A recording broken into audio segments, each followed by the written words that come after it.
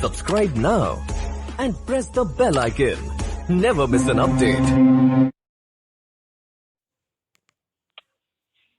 अस्सलाम वालेकुम रहमतुल्लाहि व बरकातहू। सवाल ये है कि घर से सोना गायब हुआ, घर सोना गायब हो कि खत्म हो गया।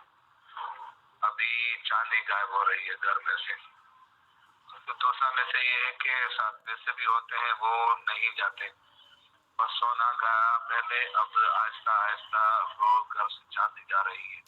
उनके साथ पैसे होते हैं 20-30 हजार रुपए, तो वो नहीं जाते। सबसे पहली बात यह है कि अगर घर के माहौल को देखें, आपके घर में से कोई आपका चोर तो नहीं है जो इससे आस्ते आस्ते ये चीजें उठाता है और जाके बेच देता है, ठीक है।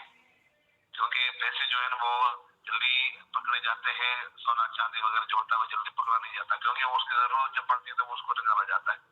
नंबर 2 बात, आपका सोना और चांदी क्या आप ऐसे ही बाहर रख देते हैं घर से, यानी कि अलमारी वगैरह से या अपने जो लॉकर्स वगैरह होते हैं उनसे अलग रख देते हैं, या ये तरीका क्या तरीका है आपका। नंबर 3, अगर इस तरह की कोई सूरत हाल है तो सबसे पहले अपने घर की छानबीन करें, घर के माहौल को देखें, ठीक है।